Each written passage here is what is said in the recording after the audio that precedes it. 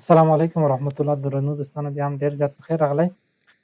د تیرو درسونو په دوام سره بیا هم نن غواړو ترڅو د شپیفای په مورد باندې ځینې مهم معلومات ترلاسه کړو، ترڅو په عملي برخه کې زموږ تاسو سره بیا ډېر زیات همکاري وکولی شي.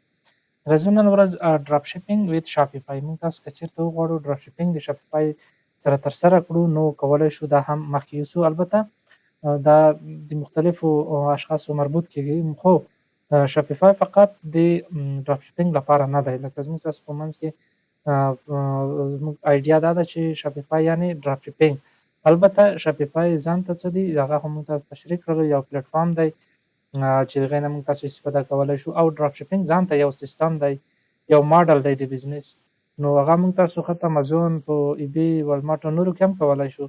ضرور نه ده چې شاپیفای موږ جوړوو نو ډراپ شپینګ دې فقط وکړو، نو دا ضرور نه دی، بلکې ځینې کسان شاید ووایي چې زه ډراپ شپینګ نه کوم، د اسلام له نظره مثلا مشکل لري. نو ضرور نه ده چې ته شاپیفای حتما د ډراپ شپینګ لپاره جوړ کړې، بلکې کولی شي په دې باندې ته هولسیل ترسره کړې، پرایویټ لیبل ترسره کړې، او نور ماډلز چې ته علاقه لرې هغه د شاپیفای له لارې مخکې یوسې. خو فقط موږ یې تشریح کوو د ډراپ شپینګ هدف څه دی، څه ډول ترسره کېږي. نو دغه باندې غواړو ترڅو موږ تاسو پوه شو. Use apps like Deezer's Zendrop to import products from AliExpress.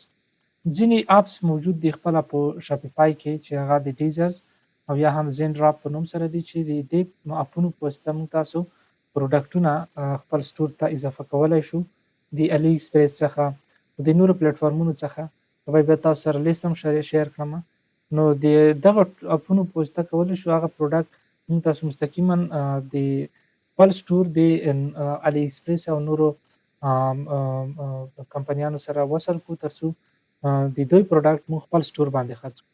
موږ باید ډراپ شپینګ نه باندې پوه شو. ډراپ شپینګ نه هدف دا دی چې موږ تاسو خپل پروډکټ نه لرو، یعنې د بل چا پروډکټ په خپل سټور لیست کوو. که څوک مشتری زموږ تاسو سټور ته راځي، د دغه مشتری معلومات موږ تاسو هماغه کس ته ورکوو د چا په سټور کې چې موږ دغه پروډکټ لیدلی دی.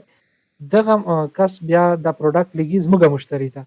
موږ تاسو د خپل مشتری نه پیسې ترلاسه کړلې او موږ دغه پیسې بیا ورکوو هغه کس ته چې موږ تاسو پروډکټ ترې ترلاسه کړی دی. نو په دې کې یو کم اندازه ګټه موږ تاسو ته پاتې کېږي، ځکه موږ تاسو په یو څه لوړ قیمت باندې خرڅوو او په اصلي سورس کې چې دی دغه ارزانه دی. نو په دې ځای کې موږ تاسو ته یو څه نه څه مفاد یا ګټه پروفیټ پاتې کېږي. Automate orders directly from suppliers. موږ کولی شو په اتوماتیک ډول سره او دغه ارډرونه چې راځي موږ تاسو ته په دغه کولی شو اتوماتیک کړو، پرته له دې چې د مشتری ارډر موږ ته راشي. دغه به ډایرکټ ځي زموږ مین سورس ته چې علي ایکسپریس دی فار ایگزامپل. نو هغوی ته به مستقیما ځي، دوی به مستقیما پروډکټ شپ کوي او دغه مرحله به په همدې طریقه سره مخکې روانه وي. Focus on marketing and branding rather than holding stock. یعنې موږ کولی شو چې پرته له دې چې په پروډکټ کې خپلې پیسې بند کړو، نو موږ تاسو مستقیما دغه پیسې په نورو برخو کې برانډ باندې مصرف کوو، اډورټایزمنټ باندې مصرف کوو، په نورو برخو باندې. نو ضرور نه ده چې موږ تاسو په دې پیسو باندې دا پیسې په هغه کې باندې پروډکټ کې باند کړو.